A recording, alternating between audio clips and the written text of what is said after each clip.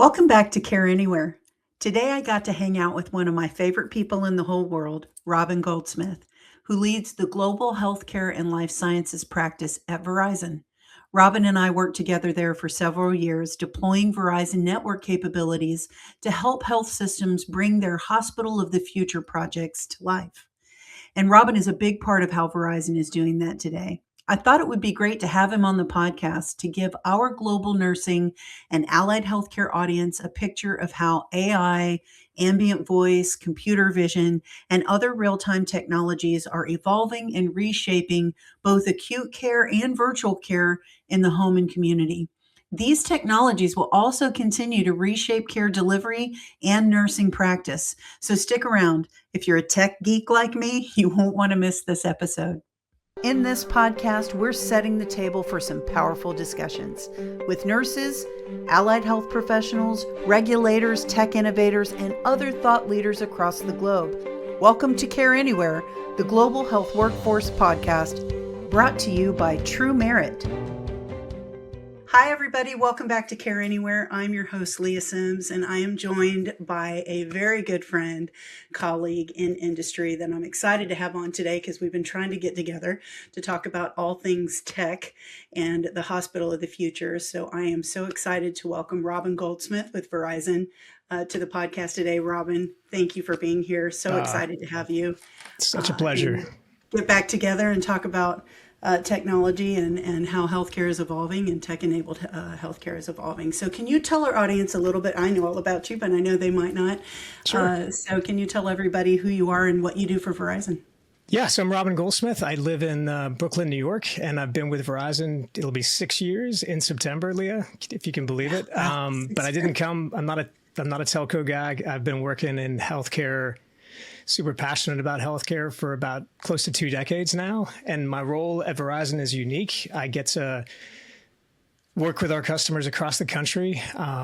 So think the provider space, the insurance companies, the med device companies, pharma life science, and really talk to them about how we, in essence, be the bridge between what they want to achieve with their technology stacks, their connectivity infrastructure, and what Verizon can bring to bear. A lot of people don't know the full extent of what Verizon can do, right. So that's part of telling the story. And storytelling is, you're a master at it. That's I'm trying to tell stories like Lea does in my day to day.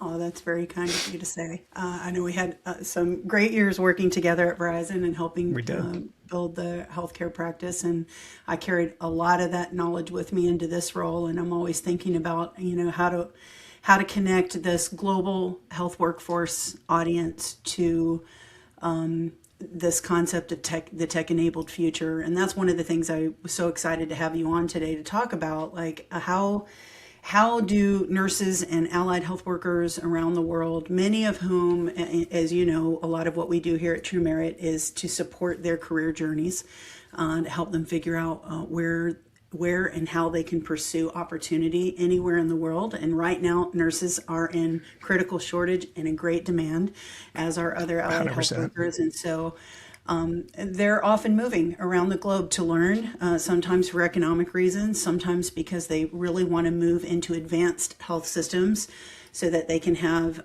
exposure to and experience learning the latest, greatest technologies that are available in healthcare that they might not have access to in their countries or where they're working today. And so that's really kind of where I want to land at the end of this conversation is, okay, what does the hospital of the future look like, which we both know is really the hospital of now, increasingly is becoming the hospital of now, 100%. And not just some futuristic state we can conceptualize. And you guys are working very closely with some very advanced health systems. Verizon works with just about every big hospital system in the U.S. and probably many outside to enable where they want to go with tech-enabled care model evolution, right? So let's start with, in case people don't know, how do you work with health systems and the other entities maybe that you talked about, but health systems and health worker employers is where we probably focus today. I'm a big fan of, I'm a huge fan of nurses, as you know, Lea, and I'm privileged to have had so many good conversations with them. So for your audience, I think The good news is that you're in demand. We can't credential and educate enough nurses to meet the demand, which is, so it's an incredible space to be in. Yeah. And I think there's been a lot of thoughtfulness about, for hospitals in the US and health system, the larger entities that are health systems, how do we recruit and retain our talents? So this whole idea of the connected hospital, which you rightly said is now, it's not this future thing. There's been an incredible wave, I'd say, over the past 2 years of, our position as Verizon. And to your question, what we do is we, put in the network infrastructure within these hospitals. But more and more, I'd say, we're talking to folks about how do we take that, if you think about the wheel, if the hospital is the center of the wheel, those spokes go out into the home because of the need there's not enough nurses and docs, so they have to triage now in these new care delivery sites, which is mostly the home. So we're seeing this rapid, wave of out of necessity. They have to do this. Yeah. So I think all the telcos are really, Verizon is well positioned to build the connectivity infrastructure to use an overused word, future-proof those sites for 10, 15, 20 years down the line with just more advanced network solutions in the hospital and then more and more in the home. And how do you get that critical data on your patients from the home back to the care teams in the hospital? I think that's just we're working on many, many projects across the country. So it's a really, really interesting space to be in right now.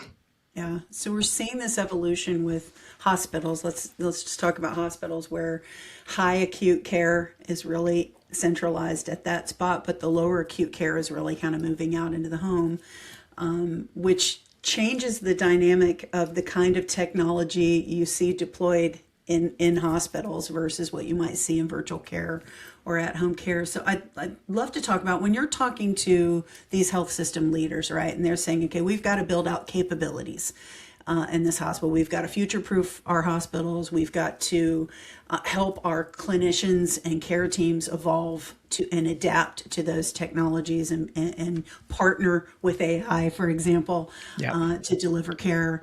And to do that in a tech-enabled way. What are their tech priorities? What are they telling you? Hey, Verizon, we really need a robust, fast, real-time network to do fill in the blank. What are they telling you that they need? I'll go three major things. They want anyone coming into the hospital, regardless of carrier, to be able to use their phone. And that sounds so simple, but it's actually not simple because hospitals are made of brick and glass and steel. So to have ubiquitous coverage in a hospital takes an effort. So, there's some legacy technologies that have been in hospitals. I'm not going to go into the weeds of those, but, we've got a more advanced network that's kind of got a smaller footprint and just works better because it's modern technology. And as we know, a lot of what we work in is kind of the greenfield new builds, which is perfect because we can architect it the way we want. But then you're talking about a 150-year-old, Mayo Clinic's got a 150-year-old hospital in Rochester, Minnesota, and that's a lot harder. So we get the gamut, and we're working on both. But ubiquitous coverage, anyone coming in, and that's critical because people using their phones in hospitals are making pretty important calls. Yeah, can be. And so that's number one. Second is there's just this onslaught of use cases. You mentioned AI, so I'll say it, but anything from ambient listening to computer vision to pick up fall detection to all the needs to understand and have better visibility on sensors in hospitals to detect all kinds of things. We're seeing technology now that can pick up C. diff in hospitals, for example, using AI. It's all these incredible things to make the experience better. And one thing that we're seeing also is, there is this expertise shortage, both doctors and nurses. And how do we, put technology in their hands that drives efficiency? Because, no one got into healthcare as a doctor or a nurse to have to, go back and forth to a nurse station or, spend a ton of time on a computer. So the more we can put modern devices and technology in their hands that drives efficiency, puts care back at the bedside is a win for everybody. Yeah. So any way we can do that with technology is number two, and then security is number three. You know this from your time working together at Verizon.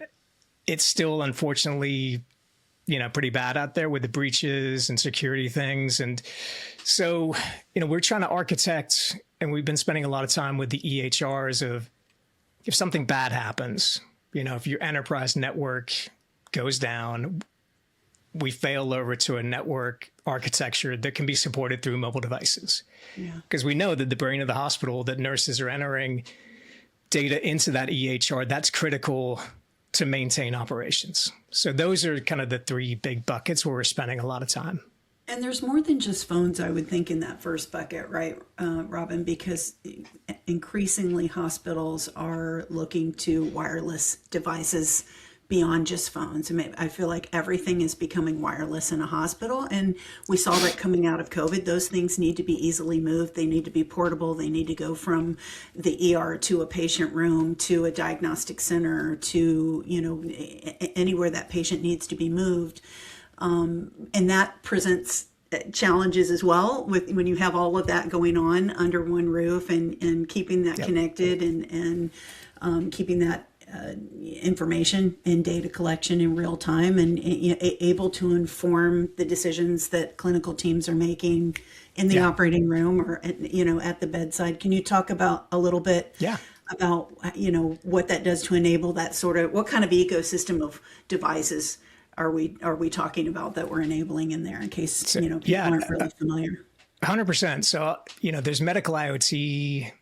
And there's mission critical medical devices, period. Oftentimes, a CAT scan is hardwired in the wall. It's not going to move around. That's not portable. Not portable, but maybe someday. But anything else, like a bed, an insulin pump, or they bladder probably scan. said that about X-rays at one time too. And now there's portable X-ray. So anything mobile in nature, just the dynamic of how that connects to a network can be problematic with Wi-Fi, because, not to nerd out on the technology, but just the handshake that, your device connects to a Wi-Fi access point, just the way it connects, it's better on cellular. Just like when you're driving down the highway and, it's kind of seamless tower to tower, same concept. So we're seeing a lot of interest from the med device ecosystem of how do we go to cellular? How do we put a cellular chip in those devices? And that's, for us, that's exciting. How can we do that? And it's inherently more secure than a Wi-Fi network, which hits point number three. Makes the experience better, reduces downtime. So it's a win for everybody. But then there's other devices. They're seeing, the connected patient room, all those tablets by the bedside, and, voice activated, connectivity where you can, and this drives to trying to take the load off nurses. If I can use my voice to lower the shades or lower the lights or lower the volume on the TV, that's a good thing. If I can, or document into the EHR through the ambient voice in the room. I know that's a little bit down the road for a lot of hospitals, but documentation load is huge on nurses. Absolutely. And that's one I know we always used to get excited about. I know I did, having come from the transcription world, to think about a natural conversation occurring between a clinician and a patient in a room, or a nurse and a patient in a room, and that Alexisization of healthcare, as we call it, that Alexa picking up that voice and, automatically extrapolating the right data and information that automatically loads into the EHR, is capable of producing a report. I mean, you talk about an efficiency gain for clinicians who spend a lot of time having to document that care, and that's a big win. And it translates into job satisfaction for nurses. It connects to burnout, I think, when we can, like you said, alleviate that. And voice is a big way that may happen increasingly in the future. And no one wants to be having an interaction with a nurse or a doctor and have a screen in between that face to face, because it's just not how humans, neither party wants that. And no one wants to have to. I was watching The Pit and like the whole thing about charting. That was a big thing. Oh, I love The Pit. Yes. Who does? That's my show. Shout out to The Pit. Amazing show. Yes. Oh my gosh, it's the best. So, and that's just proof point. It's a big issue. No, they don't want to be doing it. They have to do it. So if they can leverage a phone to be listening, to be recording, like you said, putting into the EHR, that is huge. That means they don't have to end their shift and then spend X amount of time notating what they did on their shift because they got behind. Well, and like you said, it connects them back to their patient. They don't have a screen between them anymore. So it's relationship building as well. Sorry, I didn't mean to cut you off. No. Finish that thought. Yeah, so we're ambient listening. I think, Epic rolled out their own kind of ambient listening, but there's a ton of great companies that have just taken off. And I think that's just the start. I mean, ambient, that's like all the back office things. How do we automate that? How do we take away, improve, reduce time spent by the clinicians? That's just the first big use case. And we're going to see so much more with AI. And I think, but if I had any advice to nurses and docs, and I've heard multiple docs say this, is that the docs that adopt AI will be the ones that get ahead and the ones that don't will fall behind. I mean, the AI-enabled doctor, it's not replacing the doctor. It's just making him far better, giving him so much more information at their fingertips. They have to do it. And same thing with nurses. Well, and they're going to have to learn really the same thing we're all learning about AI, and that it's so much of what it gives back to you is dependent on your ability to query it, to prompt it well, to work with the technology well. So I think for our nursing and health workforce audience that's listening, that engagement with AI tools in general are going to position you, well for doing it. I was talking to Kathleen McGraw with Microsoft, CNIO for Microsoft, a year or so ago on this podcast, and she was really talking about how they're positioning Copilot with ambient voice, AI-enabled voice, and how important narrative care is going to be. The hospitals and care teams that are already moving to narrative care, where they say out loud what they're doing while they're doing it to the patient.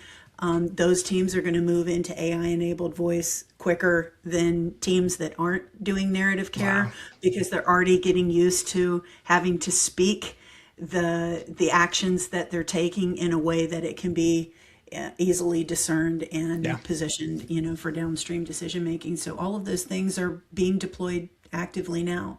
So I'd love to talk about those things. Happen best when they can happen in real time. There are some things that don't have to happen in real time, but in many cases, there's technologies hospitals really want to deploy that need almost no latency, no lag between, that data exchange. And that's really, I think, where Verizon's capabilities are positioned, with private networks. Can you talk a little bit about what, for those that may not necessarily know that term, what do we mean when we say real time, and what does it take to deliver that in a healthcare facility, to enable technologies that need it? Yeah. So near real time is, sub 10 milliseconds, which is faster than a blink of an eye. I always think that's a good, faster than that. So I think, the latency, the old spinning wheel of death, if you will, you can't have that when, you're monitoring a patient who's in bad shape, or, you need to, the great example, you probably heard me say this, is, there's a procedure, and there's a care site called a proton beam therapy suite. It's not everywhere. It's at some pretty specialty hospitals, and it's non-invasive procedures using some really incredible technology, so that you don't have to, actually cut into, mostly this is children. Yeah. So for different types of, conditions they're facing. One of the big things they have to do is take a lot of imaging on how to prepare that doctor to do that procedure. So they have to render these huge files, and so think about rendering files, or like uploading a movie takes time, right? So that time is time that they can't be doing those procedures and there's a huge wait list of some pretty sick kids in this case. So the doctor basically said, I'm hitting the refresh button all the time on getting that information. So what if we could make it near real time? That's huge, because the domino effect of even 5 minutes spent waiting for something to render adds up to, hour over the day, or 2 hours over the day, which is incredibly valuable. So that's just one example. As we're kind of giving better tabs on people through cameras and other technologies, you have to know what's happening up to the second, because someone can fall, and can we detect them using AI? Their gait changed, or they might be in a position where they're, prone to fall out of their bed. Yeah. Really bad things can happen if that happens to someone elderly. So we want to be up to the minute, up to the second, try to prevent those bad things from happening. And our network can do that. And it's the beauty of technology. It's always evolving. So this private network, in short, it's basically, think about our big macro network that everyone uses all the time, shrink it down, put it in a hospital or a stadium or a manufacturing site. It's private, as the name implies. You wouldn't see it with your phone. You have to partition those devices. So it's a super secure, going back to bullet number 3 on security. So it's just a way that you can put some advanced use cases that are really critical for the health system onto that network. We're seeing a lot of thought going into, what if we could put all the phones and devices that nurses are using to run the Epic Rover app on that private network. So it could be partitioned away from the main network. All that data that's collected will still go to the EHR, but it's just in this cordoned off networks, approach that we're putting in.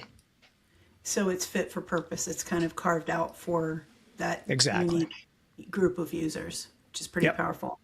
Well, I know, and I'm assuming you guys are still talking about how all that connects up to edge compute capability, and where you can load, today's latest, greatest AI analytics engines to enable that information. To me, the power is in that super fast network plus the right AI algorithm, well-built, validated, secure, being able to deliver insights. I remember when we were there, we were talking about some pretty powerful clinical use cases for colonoscopy and some other things.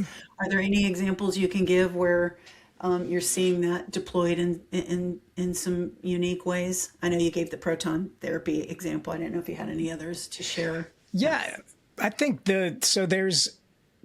as AI has exploded, and that need, like you said, to process the data closer to the edge, which is the closer to where you want it to happen, and not in some data center 2 states away.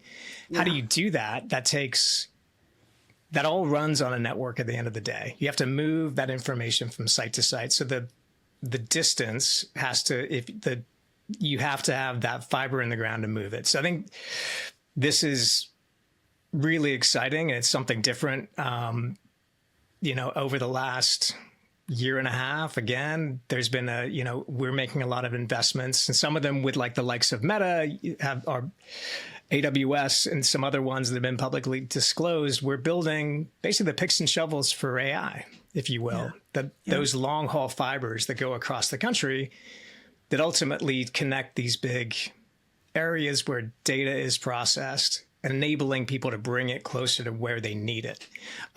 There's a few health systems. I mean, everyone has a lot of data in healthcare. It kicks off the most data of any industry, as you know.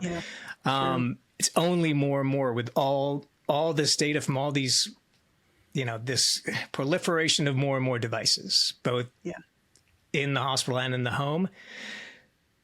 So certain hospitals have bigger data sets than others. Some have been around 100 plus years. They've collected complex condition data that they use for drug discovery and all these amazing things. So they want to be able to leverage that data faster, I think. And that's the real promise, and what I'm excited about AI and kind of what we're going to enable is AI was built to go through large volumes of data and pick up anomalies and things that,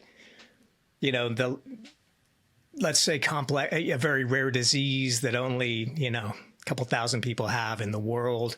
it's able to pick up those similarities and do some incredible things. So I think of any industry, AI is the one that's going to make the most impact in healthcare.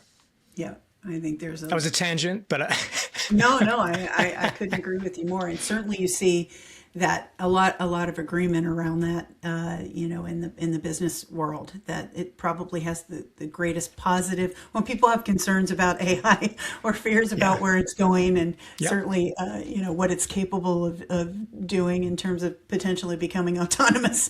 I think everyone's in agreement that it'll do the most good, has the potential for the most good in healthcare. And it's exciting to see the infrastructure that's being created to enable that, because it really does need it. You can put all those AI algorithms you want to, and the people that are spending hours and hours figuring that out and how to get that disease data evidence-based algorithm in place. But if you can't deploy it in ways that actually support in the moment clinical decisions or in the moment diagnostic outcomes or surgical outcomes or surgical planning, then it's sort of in its own silo, waiting for something to unlock it and enable it to put legs on it and have it walk it into a hospital, right, and make it work. So I think that what you guys are doing is really putting legs on all of that, so that it has a place to create wins and outcomes for healthcare. Let's pivot to nurses and to our audience specifically, because I know you and I could get in the geeky weeds of how all of that infrastructure is being built, and that may not be as relevant to the frontline health worker. I think it's important for everyone to know what is the backbone, what's really the underpinning of all that technology. But the reality is, I think, it isn't necessarily to equip nurses and health workers with more technologies they have to work with. I would think the ultimate goal is to make them completely invisible and make them not have to use as many technologies. So that's kind of exciting. I'd love to know, I think the other thing we talk about on this podcast a lot is just the opportunities for nurses specifically, but healthcare workers in general, as they advance up their career trajectories. There's more opportunity for nurses now to be involved at leadership levels in policy decision making. They have a greater voice in care model evolution, and certainly a lot more hands and voice in technology development than maybe 15 years ago, when a lot of these tech companies were seeking out physicians when they were developing tech, right? I think you're seeing, I know when I was leaving Verizon, we were seeing an increasing number of chief nursing officers and chief informatics officers who tech companies are really turning to say, okay, you're at the bedside. You're really the one deploying these things every day. How involved are you seeing nurses in this tech care decision process? Where are they driving some of the decisions about how this tech is developed and where these algorithms will work and not work?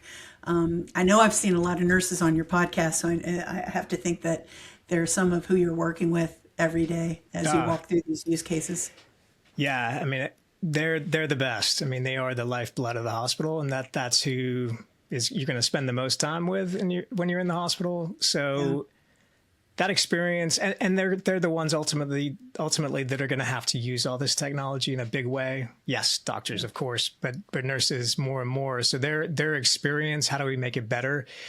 So we've seen an incredible amount of nurses go into leadership at tech companies, like you said, Microsoft, Chief Nursing Information, and I could do that for most big tech companies out there. We should probably have one at Verizon as well, because and I think I asked, I forget who it was, but I asked why is that happening, and I think it's because they're very they have to figure it out, because no one else is going to figure it out for them. They're problem solvers. Yeah, exactly. You said it better than I did. Problem solvers, and that's really good in technology companies. And so that experience, and also why, at these big conferences we go to, there's now nursing, the nursing pavilions at the likes of Vive and Health that are showcasing things that nurses came up with, built companies about, because of their lived experience and what they were struggling with, they're like, no, I'm going to actually go out and solve this and help my fellow nurses so they don't have to deal with that issue that I hated having to deal with. Yeah. So that mindset of figuring it out, because no one's coming to save me, is a great trait in modern companies. So yeah. And I think even more now, like you mentioned, kind of this hospital at home, healthcare at home. That's even more so. I mean, you going into someone's home, and that's going to happen more and more. There's no alarm to get a whole team to help you. You got to figure it out. And that's scary, but that's going to take education and a different kind of paradigm to equip those nurses to be even more self-sufficient. Can you talk a little bit about hospital at home in case people globally maybe don't know what that is? I know that is people are looking at it internationally, but it's very strongly moving in that direction here. There are reimbursement models now in place for that here in the U.S. And for our audience, what's a hospital at home program? What does that mean? Yeah, hospital at home is typically a 5 to 10 day acute care setting that is, if you qualify for it, your care team will qualify you, and then you'll be moved into your home, where basically a hospital type environment will be set up. And the good news is, and one of the requirements is at least 2 times a day, you're going to be visited either virtually or in person. I might be getting this wrong, but there have to be kind of an always-on connectivity there. So, a screen where you can get in touch with your care team if something goes wrong, and they can check in on you any time of the day. Obviously, that checks a lot of boxes. People like being in their home. Yep. You're not risking hospital. They recover better. Yeah. They're comfortable. We all know the reasons, and they're de-risking hospital-borne infections and all that bad stuff that can happen. Yeah. But the waivers were just extended for 5 years. That came out like in the last 2 weeks, which was amazing. Yeah. So I saw that. Yeah.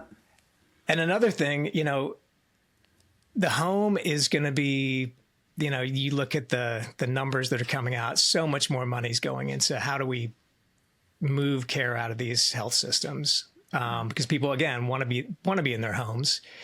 So all the money that's kind of coming around for the rural healthcare transformation program that's coming into the system now, a lot of that's going to be for monitoring people in their home so they can detect bad things earlier.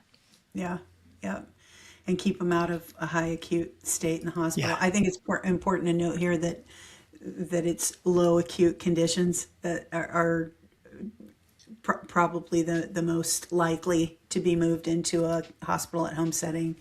It's CHF, COPD, but there's been some hospital at home, through the likes of Johns Hopkins that are doing cancer care hospital at home. So I think it's getting a lot of, it's positive to see those waivers, and the reimbursement is critical. Absolutely. So that hospitals can do this and get paid accordingly.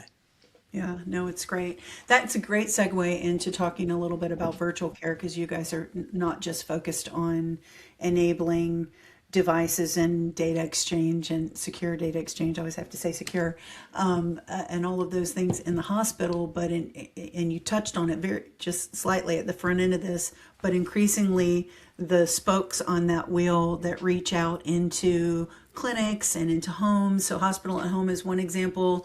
But virtual care through COVID and since COVID, we've seen accelerated tremendously, an affinity for it on the patient's part, the convenience of it on a patient's part, the ability for virtual care to provide access to care to certain populations. And I didn't know if you want to talk a little bit about where you're seeing the evolution of virtual care tech to support the need for remote clinicians like nurses, because I think that we're also seeing an interest in that globally, that in terms of career opportunity for nurses globally, the opportunity to step into a virtual care role kind of opens up the world for people.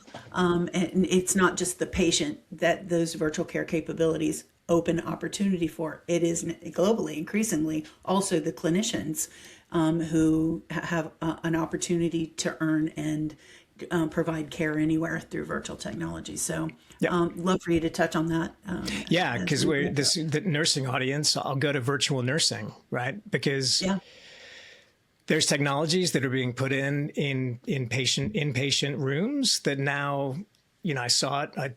I saw it happen. A patient was nice enough to let us kind of observe, but it's literally patients in the bed, and there's a screen on the wall that you can move out, and it's Nurse Lea is on that screen, and you can talk in real time, and they can ask you questions. They might be in an area in the hospital. They might be in a command center outside the hospital. They might be in their home, where they're able to see a bunch of patients, take the workload of the nurses who are on shift there. Maybe there's not enough nurses, so you're outsourcing to a care team at a different site. I mean, that's how healthcare is managing with the nurse shortage. They're looking at technology to bolster their efforts. I mean, the census of nurses, even at the best health systems, is 60% on a good day. Yeah. Those are staggering. Yeah. So I think nurses of today have to get comfortable with leveraging this technology and understanding it, because there's opportunity there. If you can own that, but there's more and more monitoring happening, in these command type centers. I was at a children's hospital in Florida. They've got a whole command centers like mission control, NASA, with a bunch of screens monitoring children and infants, both inpatient and in the home. And there's nurses looking at vital signs, all kinds of things, all in these incredible dashboards.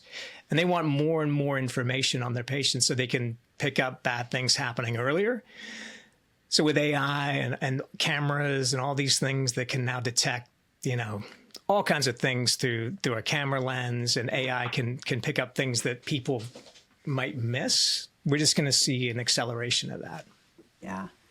I think, and you mentioned computer vision earlier, and I think it's important for our audience to understand the power of AI-enabled cameras. Yep. It's and tied then to a computer and an algorithm. It's some incredible use cases around that for sure. Robin, this has been great. I know very valuable to our audience and those that are thinking about how do I step into an advanced tech-enabled hospital system, as I'm thinking about potentially migrating or even just coming to learn. Not everybody, steps into these scenarios because they're looking to move, but they oftentimes will come to learn and spend some time in those health systems learning. So it's been great to get a sort of behind the scenes or behind the curtain view of what's enabling all of that. I'd love to know, where do you see tech evolving as you're, looking ahead? What we would have considered futuristic 5 years ago, and we're seeing, really come into play.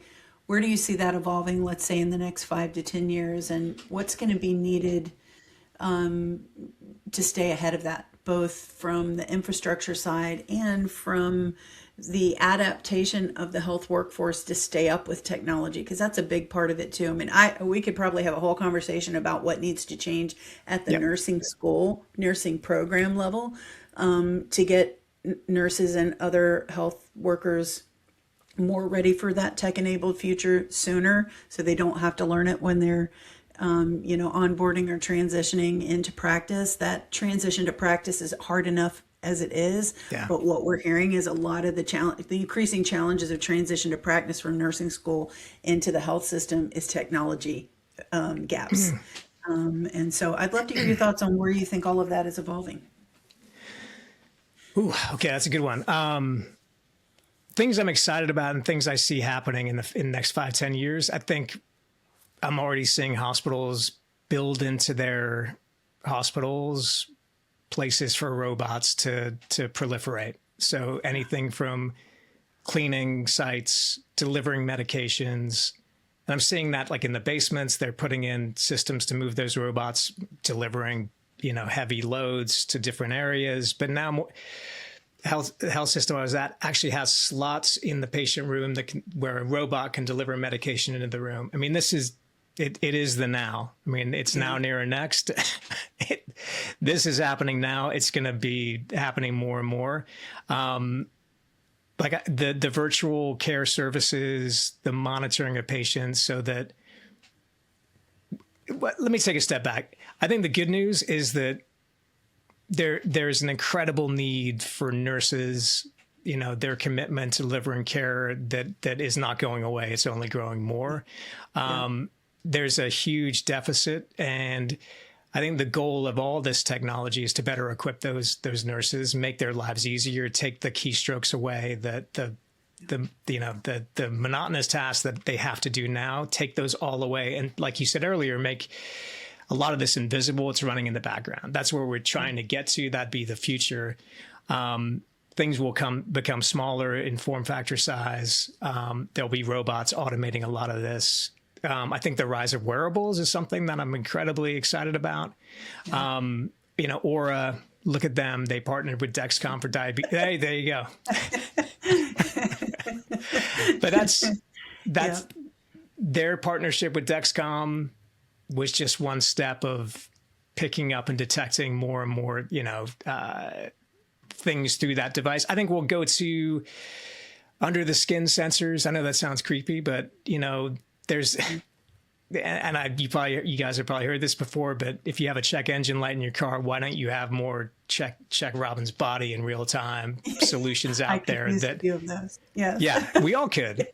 And I think we'll see more of those kind of co-pilots for your health become weaved into these wearables, so that all the things that are happening can kind of be fused together to provide better insights. So wearables, the rise of more things happening in your home for convenience, the rise of more access points to rural environments with the whole rural healthcare transformation funding that's happening. Hopefully that'll spur people to think about how to give people more access points to healthcare. Just make it easier, Lea. I think that is a huge, and we got a lot of work to do. I mean, everything I said sounds great, but there's a lot of work that needs to be done. And I think there's a lot of great people digging in the ditches, making it happen. So that's what keeps me optimistic.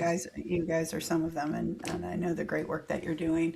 The common thing that you said there that I would say to nurses and health workers as they're thinking about the future, even nursing students that might be listening, data, really understanding the power of data and the way AI will provide insights on that data. But that kind of goes back to what we said earlier. Now is the time to get on board, learning and understanding fundamental AI and how it works.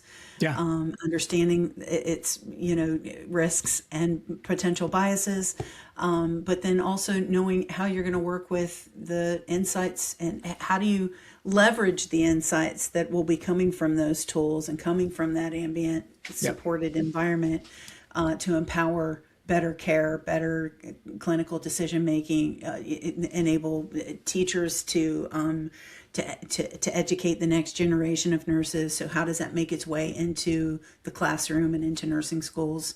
All of that. Just use it. You just got to use it. Yeah, just use it every day. It'll make your lives easier. I know it's scary. It scares me, Lea. But again, me too. It's happening regardless of whether you use it or not. And if you use it, you'll get ahead, and it'll make your lives easier, be more efficient. So, yeah. And it's never going to replace the fundamental role of a nurse, which is that connection to the patient, that empathetic care providing, nurturing relationship the nurses have with patients, which I think is powerful and unique, and technology is going to support that. And if anything, like you said, free up nurses to do what they do best, which is to help patients navigate that experience to their best outcome. So, and I know all of that will be enabled by what you're doing. Robin, thank you so much for joining me today. This was a joy. Thank you for having me. All things tech.